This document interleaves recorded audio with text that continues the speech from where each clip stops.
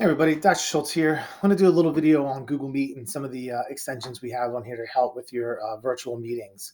One thing I'm going to do right away here is turn this camera off, and you can do this in this kind of pre-setting. I'm not in the Google Meet yet, but I'm ready to get in there, okay? Also going to turn this camera or this microphone off initially. This is good if you are just getting ready, getting your thoughts together. You don't want to kind of go into the meeting, maybe you have 10 people in there, and then you're on. This way you have a little bit more control. You go in there with your settings on mute. Always good to go in that way. Okay, so I'm going to join and I'm in.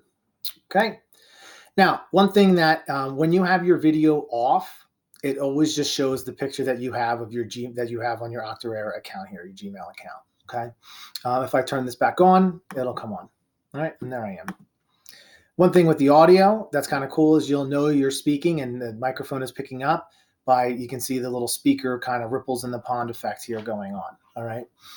So that's helpful. If you need to, and this is a kind of a good practice, if your bandwidth is a little bit slow and your video is the first thing you want to try and turn off, turn that camera off, and that should kind of speed along. If it's glitching, you're not hearing people, it's grainy, turn your video off here. That's a lot of data that's going over through the internet. If you can turn that off, it should speed things up for you. And I talked about the camera here. Okay, now 2 extensions. First extension is the nod extension. So that shows up over here when you have it on, all right? And really thinking about this virtual learning world, if you're one-on-one with your teacher, you probably don't really need this extension here too much. If there's 5 or 6 of you in here, you're going to want this extension because it's just going to help with the etiquette of the meeting. Just like in school, you don't just talk over each other. It would be chaos and nobody would be able to get their ideas out. We raise our hands. So you can certainly raise your hand if you need to get your teacher's attention, or you can click this here. And it just says, Christopher's raised their hand, all right? What's nice about this, and I like to see people use this, is that as people raise their hands, it'll kind of stack up, all right? And it almost kind of creates like a list of who to get to first. So your teacher could say, oh, Christopher, I see you raised your hand. Go right ahead. What do you have to say?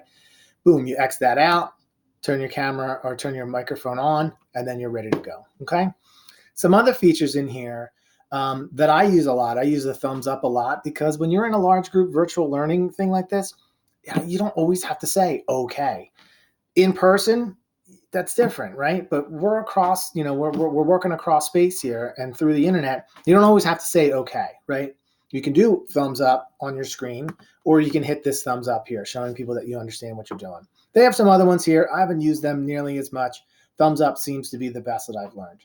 Your gearbox here, this really is if you want to change the skin tone of your character. Just like on any of the emojis now, you can change your skin tone. I kind of like the Simpsons yellow here. I'm a huge Simpsons fan, so I've been rolling with the Simpsons yellow since day one. So that's a nod feature, help to kind of just organize. Now, grid features up here, okay? We've already pushed it out to you, and so you don't have to click this, and I'll just show you what happens when you do. When I click this, it shows the info and the privacy policy. You don't need to worry about that.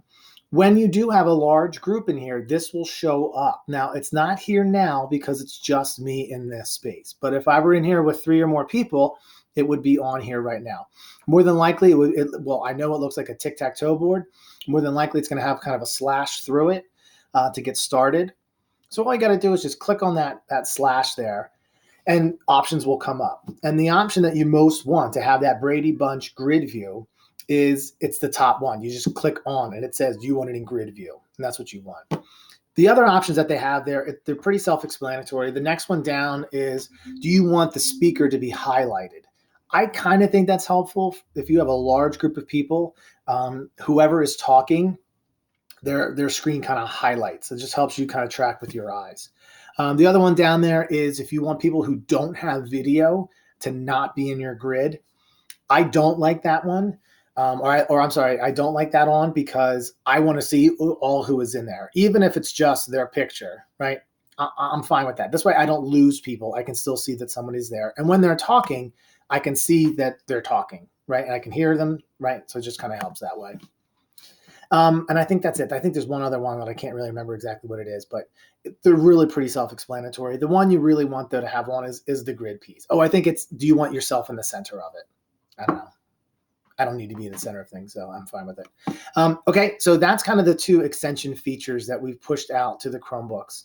And they should help with your meetings as you go forward.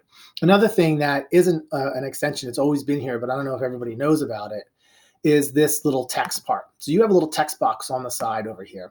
This is really helpful if, like I found this website, spell. And then you can copy and paste it in there. And then that way it'll push out to all of the participants. I think it just makes things move faster. This way you don't have to go back to your email. All right, I'll email you guys later. No, I'll email to you right now. And then boom, I can do that. Another feature that you might want to take a look at is this present now piece, right? When I hit present now, that's how I can share my screen. So let's just say that website that I sent to somebody, I saw like a cool simulation on there or something like that. I can present my screen to it. Okay, it's just helpful to kind of get everybody's eyes on the same piece of paper. Okay, so that's a really helpful one there. And then these other options that you have, you can use the phone piece. I don't think we're really going to need to do that. The Chromebooks we have are good. And then you have your different settings here, right? I always use the internal microphone, and I use the default speakers. I always just go default with everything. The Chromebooks are really pretty amazing with both of those features. So I rarely ever use the settings. Okay. Big one there, though, is the present mode. That's really very helpful. Okay, so that's kind of I keep calling it Hangouts Meet. They actually just switched it to just Meet, which I think is good. But that's it for Google Meet. And happy virtual learning.